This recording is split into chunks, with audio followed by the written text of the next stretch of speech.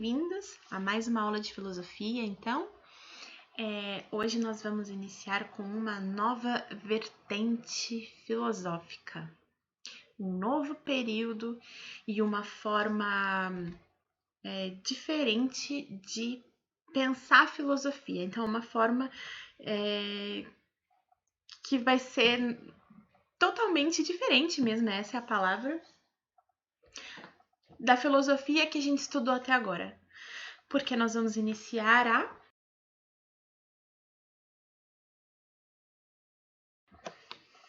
filosofia medieval, né?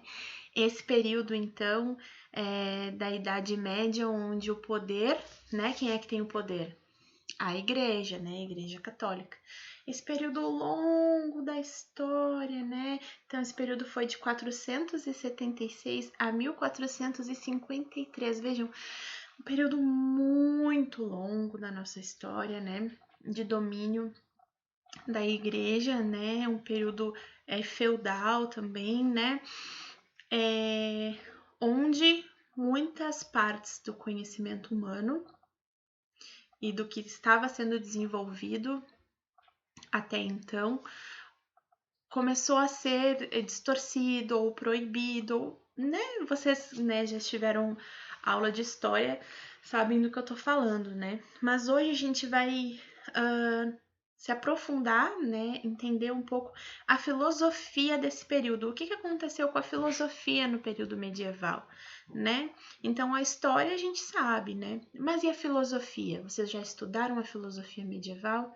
Vocês sabem quem foram os filósofos medievais?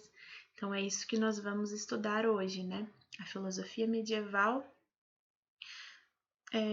Vamos conhecer um dos principais filósofos medievais, né? Que é o Santo Agostinho, e entender um pouco do que é esse pensamento, né? Como é que é o pensamento desses filósofos medievais. Então, sejam bem-vindos mais uma vez. Peguem caderno, caneta para fazer as anotações de vocês e vamos lá. Aqui eu trouxe, né, os principais representantes do período medieval. Então, os filósofos, né, as pessoas durante o período medieval que tinham poder, né, para estudar, que podiam se desenvolver enquanto estudiosos, eram pessoas relacionadas à igreja, né? Então, pessoas relacionadas à igreja podiam, eu digo, pessoas com cargos, né, ali que desenvolviam funções dentro da igreja, podiam buscar o conhecimento, né? O conhecimento, ele não era geral, né? Não era um conhecimento para a população, né? Não, era um conhecimento que ficava preso ali. E esse conhecimento que ficava preso ali, né, nas redomas da igreja e que as outras pessoas não tinham acesso, elas não tinham acesso por quê? Porque se tu distribui conhecimento para todos, né, se tu desenvolve seres pensantes, isso não é bom, né? Isso não é bom. Eles não querem desenvolver uma população pensante independente, pensante de forma independente, né? O que eles queriam? Trazer essas pessoas para igreja, para o pensamento cristão, né? Para que essas pessoas estudassem, né? Aprendessem o que a igreja prega, né? E esses caras que eu trouxe aqui foram os principais representantes desse período. Então, a gente tem o Agostinho de Hipona, Averroes, o Anselmo de Cantuária, Albertus Magnus, São Tomás de Aquino, o John Duns Scotus e o Guilherme de Ockham. Então, esses foram os principais representantes desse período. Mas hoje nós vamos aprender mais sobre o Agostinho, tá?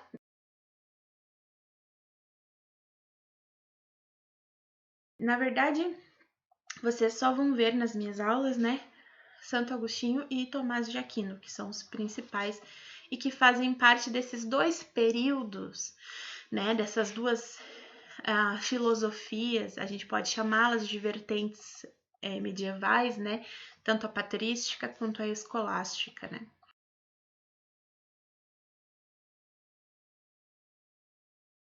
Então, a patrística, ela é o primeiro momento da filosofia medieval, tá? Então, quando começou o período medieval, esse foi o primeiro momento, né? A patrística, quem fazia parte da patrística, né? A gente fala que os patrísticos, né? Eles são os pais, digamos assim, da igreja. Por quê?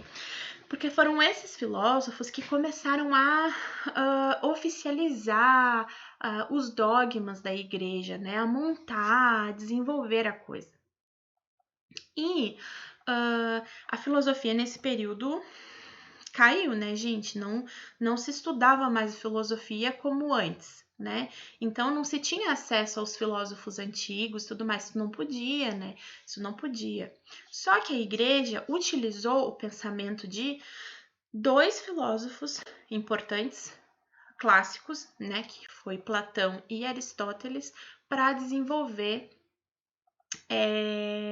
um pensamento religioso, né? Então a gente diz que os patrísticos cristianizaram as ideias de Platão e os escolásticos cristianizaram as ideias de Aristóteles. Pensem, Santo Agostinho, agora eu vou passar aqui para vocês, ó.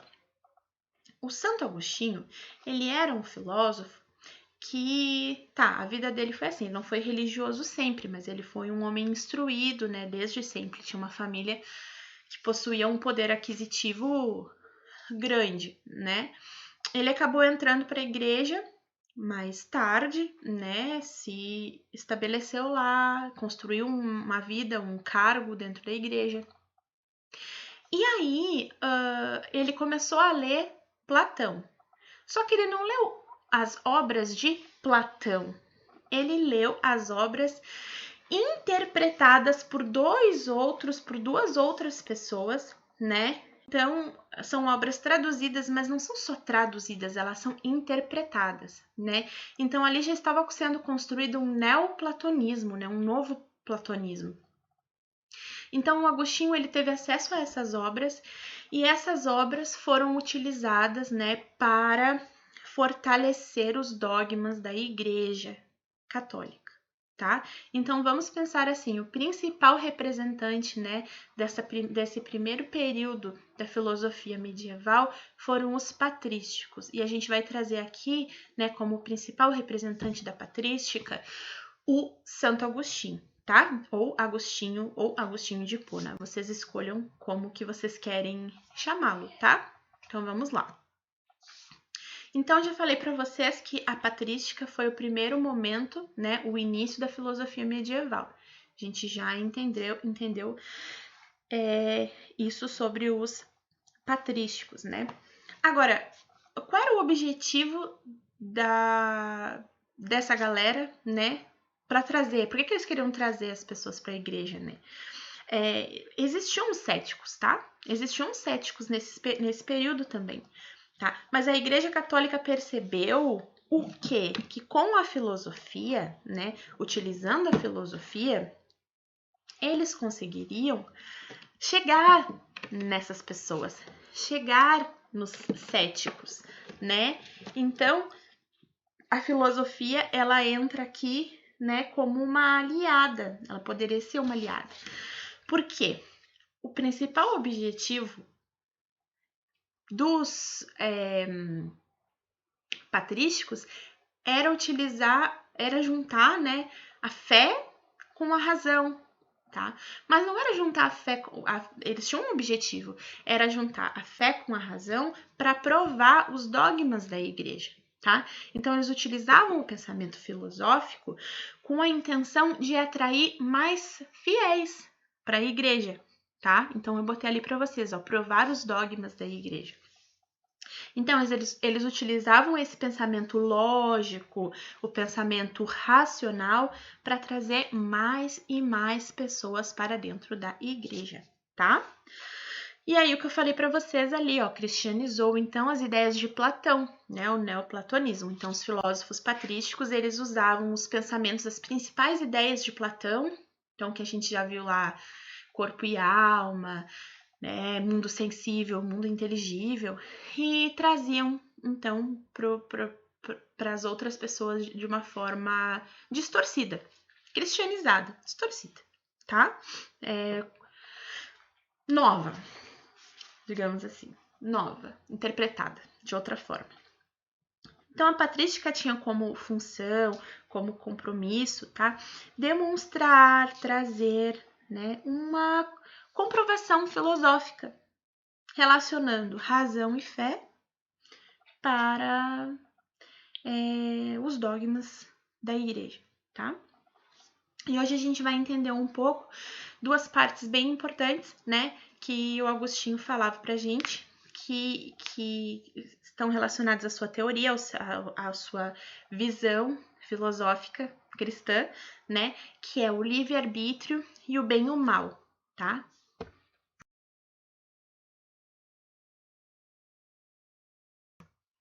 Agora, vamos entender o que é essa relação entre bem e mal para Santo Agostinho, que é importante aqui a gente entender isso, porque pode cair no Enem, já caiu, tá bom? Essa relação entre bem e mal.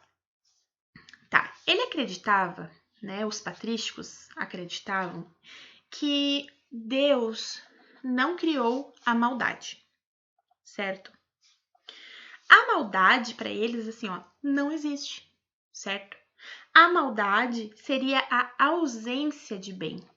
Então, onde Deus não está, aquela pessoa, por exemplo, que não alcançou Deus, experimenta o mal, entende? Ou que não tem Deus na sua vida, experimenta o mal. Onde o bem não está, nós damos o nome de maldade. Então, nada mais é do que a ausência de bem.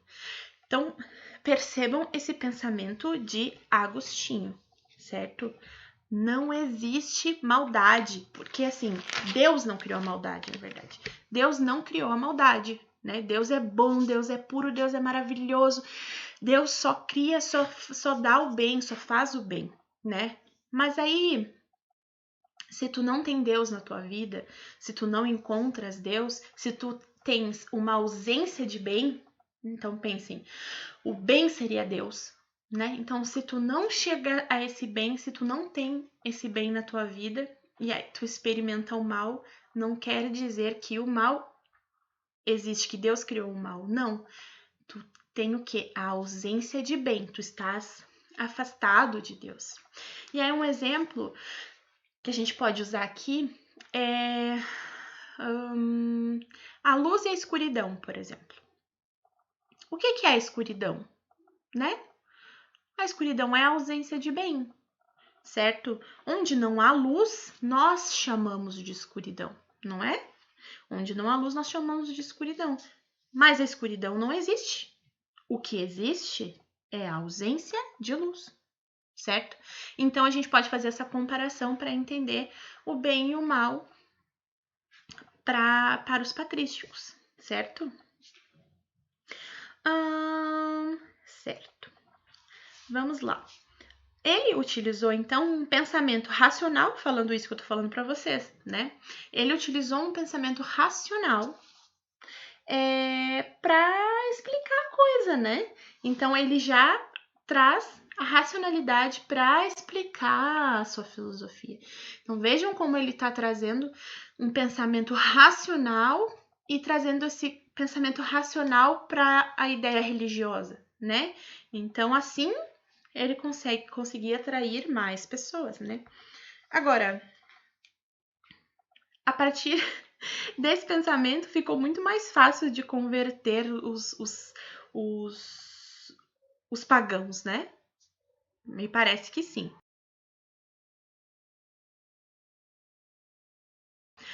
Agora, a partir dessa relação, né, entre bem e o mal que a gente já entendeu, tem uma outra parte em Santo Agostinho importante que ele chama de livre-arbítrio, tá? Agostinho diz que Deus deu ao homem o livre-arbítrio, certo? Mas Deus deu também, né? Ele disse ao homem qual caminho ele deveria seguir. Então vejam, Deus te deu livre-arbítrio, mas ele também disse qual caminho tu deveria seguir, certo? Se o homem não segue o caminho que Deus falou para ele seguir, é uma escolha dele.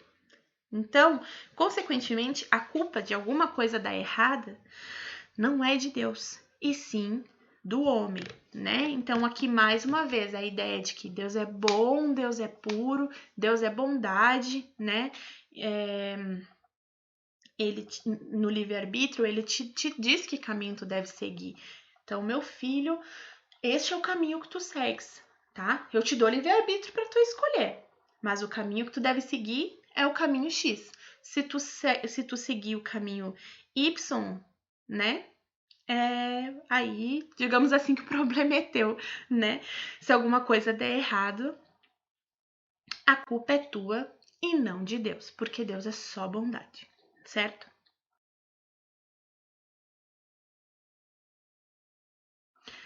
Outra parte interessante, né, nessa filosofia, está relacionada à divisão do conhecimento neoplatônico. Mundo das ideias. Lembram? Mundo sensível, mundo das sensações, mundo inteligível, mundo da razão, da verdade, do conhecimento.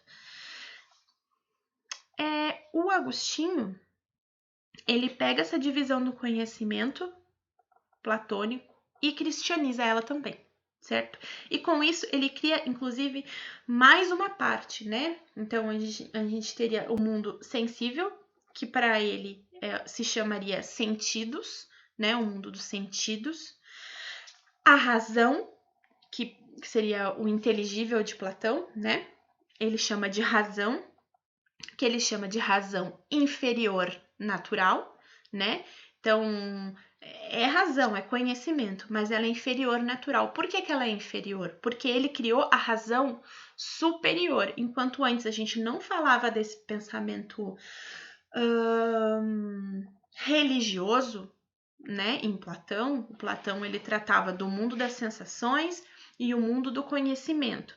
Agostinho diz que existe o mundo dos sentidos, né? O mundo do conhecimento, mas existe um mundo de um conhecimento superior, da razão superior, que seria a razão natural e iluminação divina. Seria esse encontro com o conhecimento, o ápice do conhecimento, o ápice do homem seria chegar a este mundo, chegar a esta razão natural, né? Que ele chama de iluminação divina, seria esse encontro com a fé, né? Esse encontro com Deus, digamos assim, esse encontro com essa outra parte do conhecimento que é tão importante quanto os sentidos, que é tão importante quanto a razão natural. Entendem? Então vejam só, ele pega essas ideias de Platão, eles pegam essas ideias de Platão e trazem para dentro dos dogmas, para dentro do conhecimento religioso, né? Eles estão utilizando do pensamento platônico, mas eles estão cristianizando este conhecimento, né? Esses conhecimentos, certo? Então, seria isso.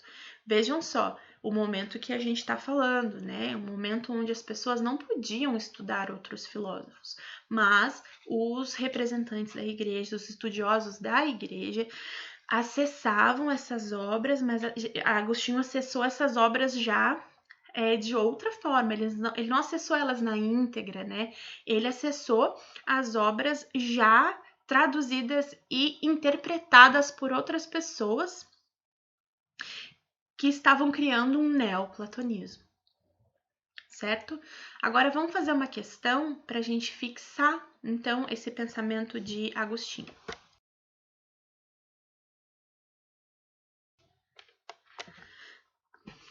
É uma questão do Enem de 2015. Diz assim: se os nossos adversários, que admitem a existência de uma natureza não criada por Deus, o sumo bem, quisessem admitir que essas considerações estão certas, deixariam de proferir tantas blasfêmias como a de atribuir a Deus tanto a autoria dos bens quanto dos males.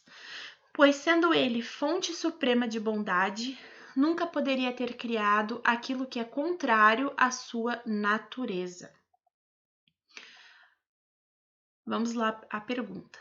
Para Agostinho, não se deve atribuir a Deus a origem do mal, porque, letra A, o surgimento do mal é anterior à existência de Deus. B, o mal, enquanto princípio ontológico, independe de Deus. C, Deus apenas transforma a matéria, que é, por natureza, má. Letra D, por ser bom, Deus não pode criar o que lhe é oposto, o mal. E, Deus se limita a administrar a dialética existente entre o bem e o mal. Deem um pause e tentem fazer a questão.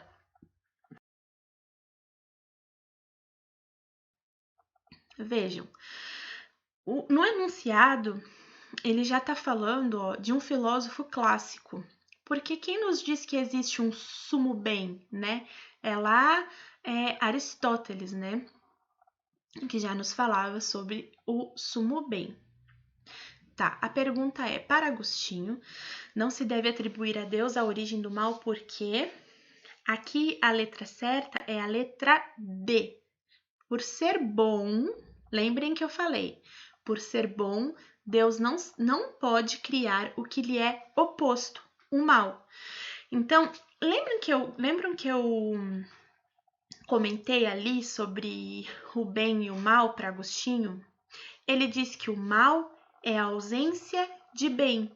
Então, onde o bem não está, existe onde o bem não está, tem o mal, né? Agora, o bem seria Deus. Deus é bondade, né? Agora, se tu te afasta, né, de Deus, se tu te afasta dessa religiosidade, dessa devoção, enfim, o que seja, aí tu consegue acessar o mal, né? Então, Deus não cria o mal. Deus é bom, é bondade, né? Ele é apenas bondade, né? Ele não cria o mal. Ele não pode criar o que é oposto a ele, certo? Espero que vocês tenham entendido. Isso é um pouco, né, sobre Agostinho. Aconselho vocês, né, se tiverem interesse, pesquisar mais sobre esse filósofo, pesquisar mais também sobre esse período, que as nossas aulas aqui são muito breves, né, são aulas assim, rapidinhas. Então, se vocês tiverem interesse, busquem mais, tem bastante conteúdo. Inclusive, no YouTube tem um vídeo, um audiolivro sobre a obra As Confissões, né, de Agostinho. Então, se vocês não conseguirem a obra para ler, né, ali tem ela, já tem ela em áudio, né, para vocês escutarem. Então, é interessante também. Então é isso, espero que vocês tenham gostado da aula. Não se esqueçam de se inscrever no canal, né, de sinalizar ali para as notificações, de deixar um like no vídeo. E é isso. Um beijo para vocês e tchau, tchau!